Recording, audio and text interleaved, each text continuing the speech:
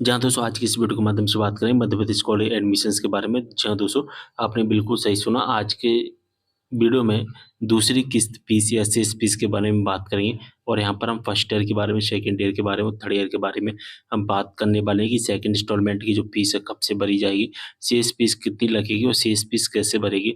ये हम सारी इन्फॉर्मेशन आज की इस वीडियो के माध्यम से देख। तो यहाँ पर हम सबसे पहले बात करें फर्स्ट ईयर के बारे में, हम बात कर लेते हैं। ठीक है, फर्स्ट ईयर के छात्रों को आप सभी को पता है आपने जो फीस है फर्स्ट ईयर की फीस जमा की होगी।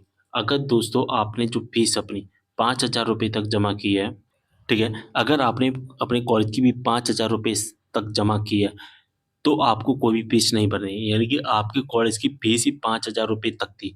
चाहे 2,000 रुपये हो, चाहे 2,500 रुपये हो, चाहे 3,000 रुपये, 4,000 हो, 5,000 रुपये प्लस नामांकन चार्ज वो अलग है, उसको हम यहाँ पर काउंट नहीं करेंगे, वो सभी के लिए सेम रहता है। ठीक है, तो अगर आपने कॉलेज की फी 5,000 रुपये तक एक बार में सबमिट कर दिए तो अब आपको सेकंड इंस्टॉलमेंट के बारे में बात नहीं करनी है। आपकी टोटल फीस है जो कि जमा हो चुकी है एक ही बार में फर्स्ट ईयर की। ठीक है, अब यहाँ पर आपको कोई भी फीस नहीं भरनी है। लेकिन अगर आपके कॉलेज की फी 5,000 रुपये से ज़्यादा थी, जैसे कि 6,000 रुपये थी आपके कॉलेज की फीस मान के चलिए, लेकिन अभी आपका फर्स्ट इंस्टॉलमेंट ही सबमिट हुआ 5,000 रुपये।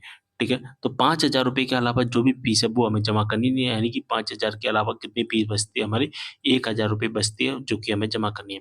तो इस बार जो फर्स्ट ईयर की फीस है वो दो तरह से जमा हुई है।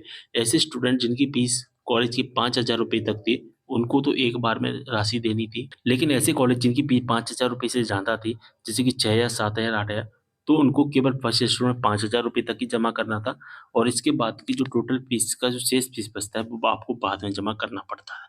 तो ठीक है, तो अगर आपने 5,000 रुपये तक जमा किया है तो अब आपको कोई भी फीस नहीं देनी है। लेकिन अगर आपकी फी 5,000 रुपये से ज़्यादा थी तो आपकी जो शेष फीस बचती है वो जमा करनी पड़ेगी। अब शेष फीस जमा होना स्टार्ट कर दिया गया है। ठीक है, आपको अपने कॉलेज में जाकर बात कर लेनी है। अब किस तरह से आपकी फीस जमा होगी वो मैं आपको आगे वीडियो के माध्यम से बताऊँगा। लेकिन सबसे पहले हम second year, third year, fourth year के बारे में बात कर लेते हैं। तो सेकंड, थर्ड, फोर्थ ईयर के बारे में हम बात करें तो आपने अभी केवल फर्स्ट इंस्टॉलमेंट का 500 रुपये जमा किया होगा, जो कि प्रमोशन फीस के नाम से आपने सबमिट किया होगा। ठीक है, यानी कि आपके कॉलेज की जो फीस है उसका 500 रुपये ही जमा हुआ है और बाकी की जो शेष फीस बचती है वो हमें दूसरी किस्त के रूप में, यानी कि अब जो आपको जमा करनी, मान के चलिए किसी कॉलेज की फीस 2,000 रुपये है, तो जिसमें से 500 रुपये हमने जमा कर दिया तो बचता कितना है, 1,500 रुपये। तो अब हमको 1,500 रुपये जमा करनी पड़ेगी। तो आपको अच्छे से समझ में आ गया होगा। ठीक है, अब प्राइवेट के स्टूडेंट हैं उनको यहाँ पर कोई भी फीस नहीं भरनी है। ये केवल रेगुलर के स्टूडेंट के बारे में हम बात कर रहे हैं। ठीक है, और यहाँ पर अगर हम बात करें मेधावी विद्यार्थी योजना या मेधावी जन कल्याण योजना, मतलब सॉरी, जन कल्याण योजना के जो भी स्टूडेंट है उन्हें कोई भी फीस नहीं भरनी है। उनका केवल 10 रुपये ही जमा होता है। ठीक है, बाकी की जो शेष फीस होती है वो पूरी की पूरी फीस माफ हो जाती है। तो हमने यहाँ पर बात कर ली शेष फीस कितनी लगेगी। तो आप अपने कॉलेज में जाकर बात कर लेना कि आपकी टोटल फीस कितनी है और आपने इतनी फीस जमा करनी, तो इतनी फीस आपकी अब रहेगी बाकी। ठीक है, अब आपकी जो फीस है कब से भरी जाएगी, तो फीस भरना स्टार्ट कर दिया गया है। आप अपने कॉलेज में जाकर के बात कर सकते हैं। सभी कॉलेज की जो लास्ट डेट होती है वो अलग-अलग होती है, तो मैं आपको किसी एक कॉलेज का, पर्टिकुलर कॉलेज का यहाँ पर डेट नहीं बता सकता हूँ। तो आपको अपने कॉलेज में जाकर के ही बात करनी पड़ेगी कि आपके कॉलेज की कितनी लास्ट डेट रखी गई है। ठीक है, शेष फीस कैसे भरेगी वो हम बात कर लेते हैं अब। जो शेष फीस होती है वो कई तरह से भरी जाती है। एक होता है आईएसएमएस पोर्टल, एक होता है एसबीआई कलेक्ट, एक होता है बैंक चालान, एक होता है सेल्फ अकाउंट। अब आईएसएमएस पोर्टल एक पोर्टल है और इस पोर्टल के माध्यम से हम अपनी फीस भरते हैं। यहाँ पर सबसे पहले हमें रजिस्ट्रेशन करना होता है, इसके बाद लॉगिन करना होता है, उसके बाद हमारी फीस जमा हो जाती है। अब इस आईएसएमएस पोर्टल से सभी कॉलेज की फीस जमा नहीं होती है। मतलब कि मध्य प्रदेश में लगभग एक 750 के आसपास से 800 के आसपास से नहीं कोई कॉलेज है, और या ज़्यादा भी हो सकते हैं, इतना मुझे आइडिया नहीं है, लगभग 1700, 1800, हाँ, सॉरी, 1800 के आसपास यहाँ पर मध्य प्रदेश में कॉलेज है। ठीक है, तो यहाँ 1800 में से सभी कॉलेज के यहाँ पर आईएसएमएस पोर्टल से फीस जमा नहीं होगी। लगभग 500 कॉलेज ऐड है, लगभग 400 को 500 कॉलेज के आसपास ही ऐड है, तो उन कॉलेज की आईएसएमएस पोर्टल से फीस जमा होगी। तो आपका कॉलेज आईएसएमएस पोर्टल पर ऐड है या नहीं, इसको जानने के लिए आपको अपने कॉलेज में बात करनी पड़ेगी। आपको कॉलेज में जाकर पता लगाना होगा कि आपके कॉलेज की जो फीस है वो किस पोर्टल के माध्यम से जमा होती है। अगर आईएसएमएस पोर्टल से जमा होती है तो आईएसएमएस पोर्टल से फीस जमा करनी पड़ेगी। इसके बाद होता है एसबीआई कलेक्ट। तो एसबीआई कलेक्ट में लगभग 50 या 60 कॉलेज ही ऐड है। ठीक है, तो आपको अपने कॉलेज में बात करनी कि आपका कॉलेज एसबीआई कलेक्ट में ऐड है या नहीं।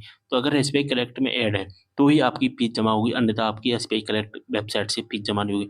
बैंक चालान, बैंक चालान में क्या होता है कि कोई कॉलेज वाले क्या करते हैं कि बैंक से चालान बनवाते हैं, उस चालान के माध्यम से फीस जमा करते हैं, और कुछ कॉलेज वाले क्या करते हैं अपनी सेल्फ अपने अकाउंट में फीस जमा कर लेते हैं, जैसे कि ये ज़्यादातर प्राइवेट कॉलेज वाले जमा करते हैं, ठीक है? तो आपको अपने कॉलेज में जाकर के बात करनी पड़ेगी कि आपके कॉलेज में किस तरह से फीस जमा हो रही है। 4 तरीके के अलावा और कोई भी तरीका नहीं है, जिस तरह से आपकी फीस जमा हो। तो दोस्तों आईएसएमएस पोर्टल है, इस आईएसएमएस पोर्टल को आपको गूगल पर सर्च करना है, आपको जो कि मिल जाएगा और यहाँ पर आना है और यहाँ स्टूडेंट रजिस्ट्रेशन का ऑप्शन दिखाई देगा, यहाँ से आप रजिस्ट्रेशन कर लेना, लॉगिन आईडी पासवर्ड आ जाएगा और इसके बाद में आप यहाँ से लॉगिन कर लेना, ठीक है? बात समझ में आ गई? एक होता है बैंक चालान की अगर हम बात करें, यहाँ पर लगभग मध्य प्रदेश में यहाँ पर 282 एंट्रीज़ हैं और जिसमें लगभग मेडिकल कॉलेज, क्लैट से सारे कॉलेज आ जाते हैं, यूजी, पीजी लगभग 40, 50, 60 कॉलेज ही होते हैं।